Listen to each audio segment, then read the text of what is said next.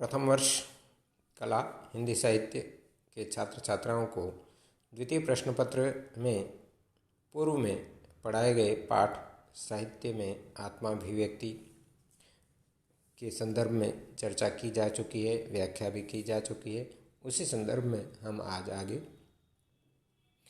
लेखक के विचार को प्रस्तुत करते हुए उस पर विचार विनिमय कर रहे हैं कि क्या वास्तव में आत्म तत्व क्या है, या मैं आत्म से पृथक वस्तु रूप में नहीं ग्रहण कर पाता। अब ये कौन सा अस्तित्व देखिए संस्कार के आधार पर कि मैं शब्द जो है वह हमेशा एक विचार और सतत प्रक्रिया है जिसके आधार पर वह अपने विचार बनाता है।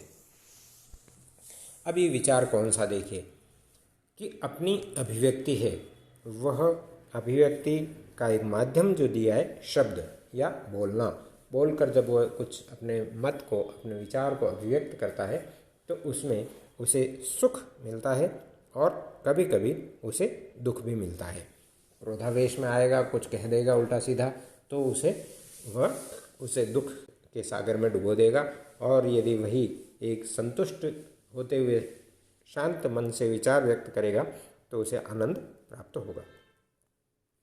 अब जीवन क्या है, जीवन क्रम क्या है, उसी के संदर्भ में जो कुछ भी हम व्यक्त करते हैं, अपने विचारों को अभिव्यक्ति प्रदान करते हैं, उसमें लेखक का ये मानना है कि आत्मा की जो अभिव्यक्ति है वह शब्द और अर्थ के द्वारा निःसृत होती है। उसी को हम साहित्य कहते हैं। साहित्य के बारे में यदि हम विचार करें, आप सभी हिंदी साहित्य के छात्र छात्राएं हैं, तो कभी आप सोचना, मनन करना कि क्या एक साहित्यकार अर्थात जो साहित्य की रचना करता है वह आसानी से इतने बड़े निबंध को, इतनी बड़ी पुस्तक को, कविता को लिख पाता है? मुझे लगता है नहीं। शायद आप मेरे इस विचार से सहमत होंगे।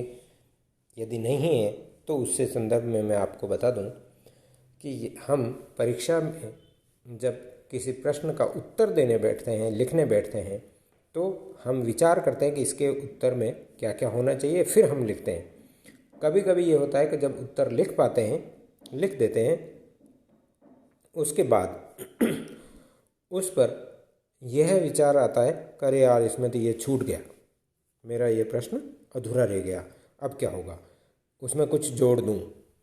जैसे वापस एक बार पढ़ते हैं तो कहीं कहीं शब्द छूट जाते हैं कुछ लिखने के लिए, तो वापस लिखते हैं, उसको वापस दुरुस्त करते हैं।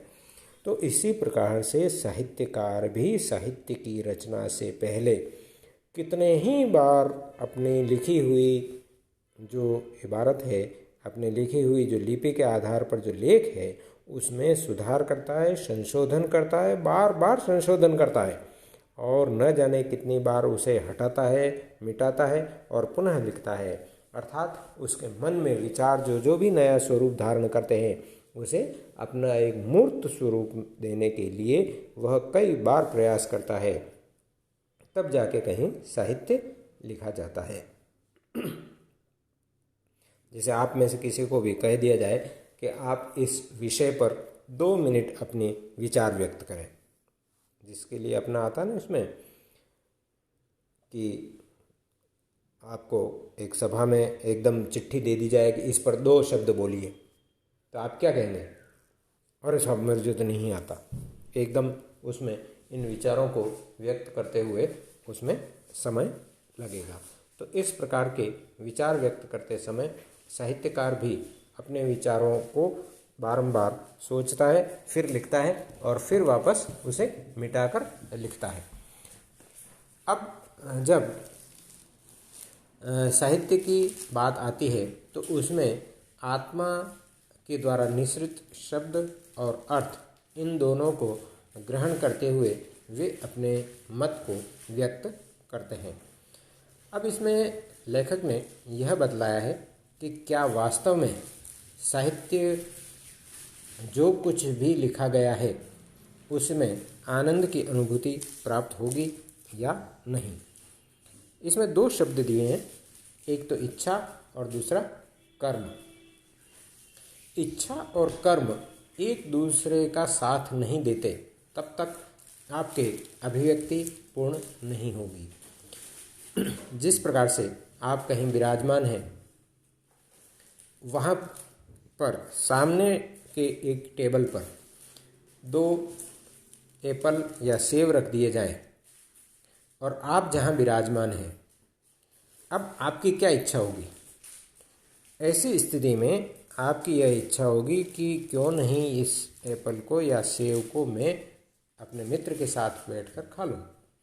परंतु आपका कर्म देखिए, आप अपने टेबल से या अपनी कुर्सी से उठकर उस टेबल पर जहाँ सेब रखी हुई है वहाँ तक नहीं पहुँच पाते, नहीं जाते, क्योंकि आप उठना ही नहीं चाहते।